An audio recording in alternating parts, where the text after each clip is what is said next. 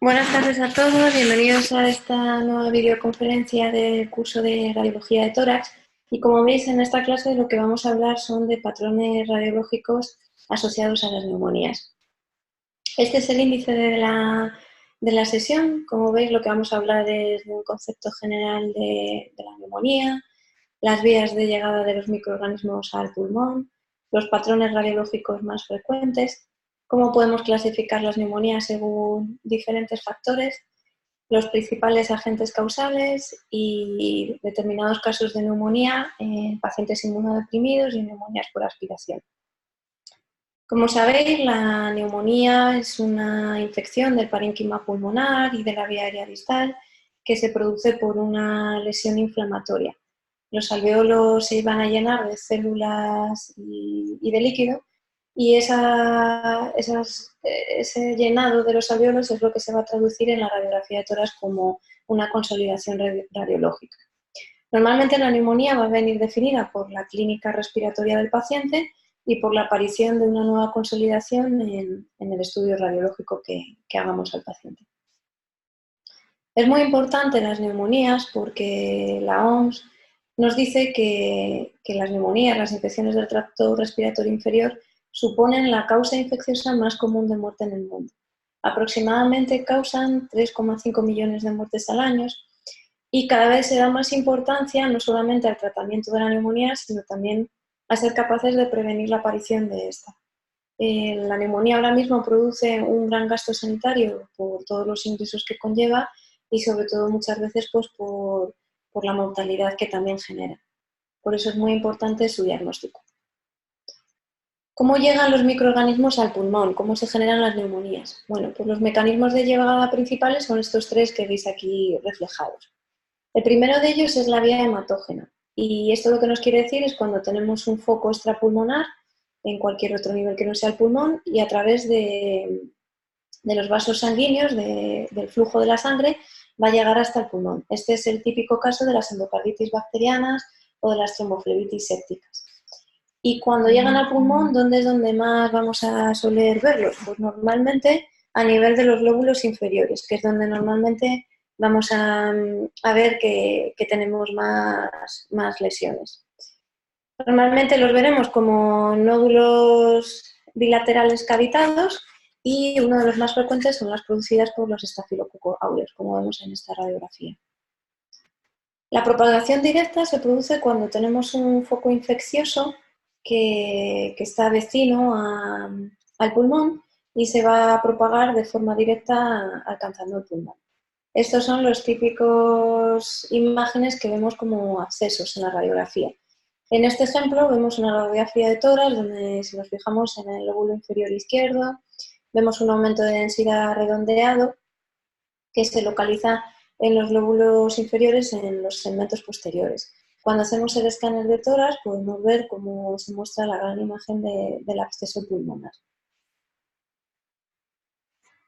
Y por último, a nivel del árbol traqueobronquial. ¿Esto qué quiere decir? Nosotros en situaciones normales tenemos una mucosa respiratoria y unos mecanismos de defensa como es el cierre de la glotis o la tos que nos defienden de posibles agresiones o de posibles infecciones, sobre todo de gérmenes que muchas veces pueden estar en la nariz o en la faringe. En pacientes que están inmunodeprimidos o los típicos pacientes EPOC, lo que nos va a suceder es que estos mecanismos de defensa están alterados. Entonces, son pacientes que van a tener más riesgo de tener infecciones por diseminación o por inhalación o aspiración de secreciones. Los patrones radiológicos básicos que vamos a ver en las neumonías que son traqueobronquiales van a ser los que vemos aquí. La neumonía lobar o consolidación alveolar, multilobar o bronconeumonía y la intersticial. La neumonía lobar se produce cuando a nivel de un alveolo empieza una infección, una inflamación, entonces este alveolo se va a llenar de líquido y de células inflamatorias y se va a ir transmitiendo esta infección a través de los poros de Kohn, de tal manera que la infección se va a ir propagando de un alveolo a otro y sobre todo vamos a ver que son porciones confluentes del pulmón que van a estar limitados por la pleura y por las fisuras. En este tipo de neumonía, sobre todo la inflamación, va a ser una inflamación con mucho líquido y pocas células. Por eso te va a poder propagar de forma directa de alveolo a alveolo. Un signo característico es el del broncograma aéreo, que ahora veremos en diferentes ejemplos, y los agentes causales más frecuentes son el neumococo y la Klebsiella pneumoniae. Aquí vemos un ejemplo de un aumento de densidad, como veis, situado por encima de la cisura menor. Vemos cómo está claramente delimitada por la cisura y cómo en el lóbulo superior los bordes se pierden un poquito más. En el escáner vemos claramente cómo está perfectamente bien delimitada, de ahí el nombre de neumonía lobar.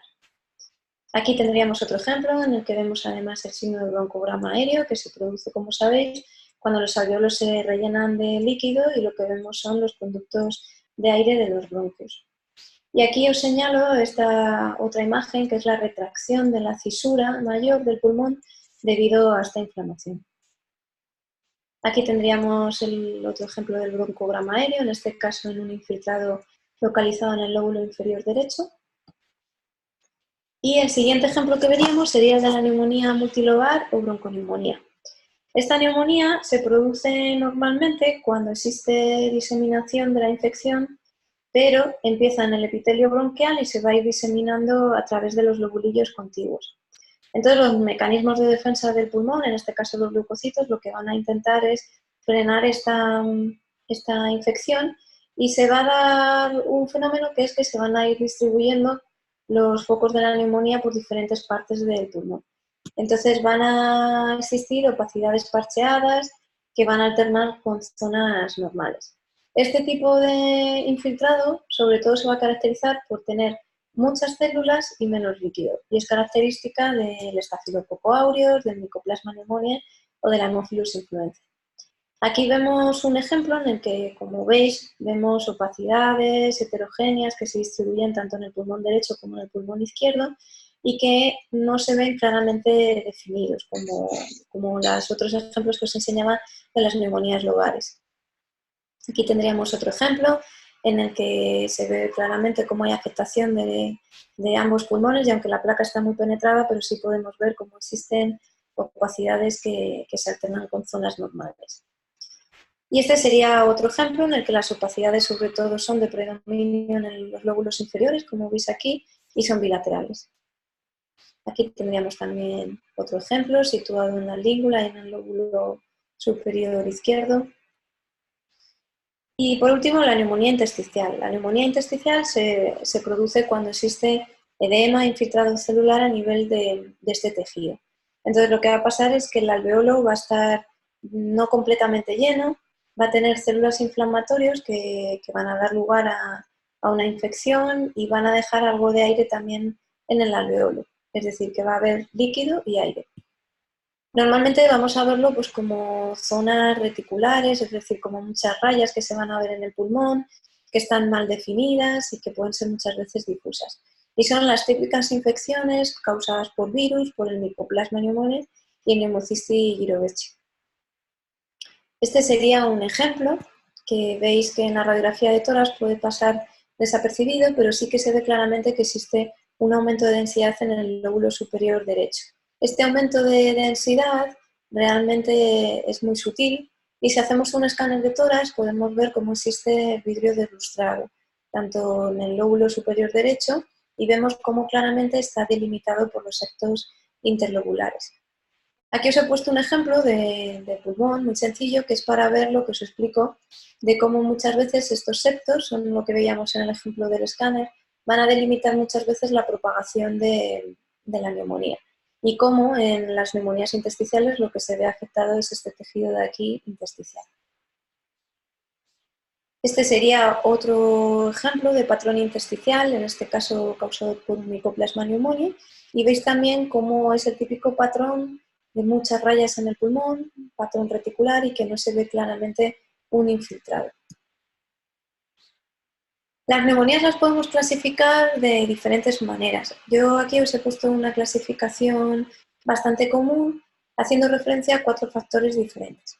La primera de todas sería el huésped, es decir, el sujeto que tiene la neumonía, si es un sujeto sano o si es un sujeto que tiene un riesgo elevado, porque tenga patologías crónicas, como en el caso del SIPO, o porque tengan inmunodeficiencias.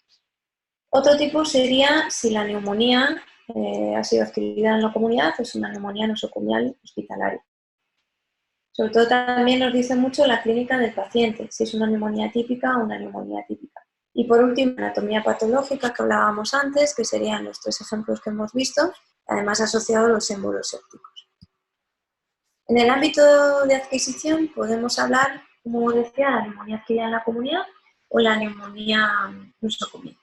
Aquí os pongo una tabla que está sacada de las guías de la ATS y sobre todo nos dice los microorganismos más frecuentes en función de si el paciente adquiere la neumonía en la comunidad o dentro del hospital. Y si esta es dentro del entorno de la UCI o fuera del entorno de la unidad de intensivos.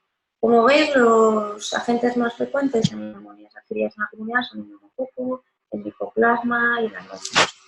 Y en los pacientes de la UCI, sobre todo hay que recordar, están haciendo Staphylococcus aureus, en los pacientes que están hospitalizados y la neumonía asociada al ventilador, que se produce bastante frecuentemente. En cuanto a las neumonías que adquirimos en la comunidad, también el germen va a variar en función de la edad del paciente. En los niños es muy común que haya infección por virus, por micoplasma, por Staphylococcus aureus. En los jóvenes, menores de 30 a 35 años, pueden ser más bien neumonías atípicas, como el micoplasma, y en sujetos de mediana edad, el estreptococo. Y por último, en sujetos de más edad, de ancianos, suelen ser los estreptococos, pero sobre todo hay que pensar también en gran negativo por el riesgo de aspiración. En cuanto a la población, tenemos el sujeto sano, pero sobre todo en pacientes que tienen patología crónica, como pueden ser los EPOC, tenemos que pensar si están en tratamiento con supresores, ¿no? Que van a facilitar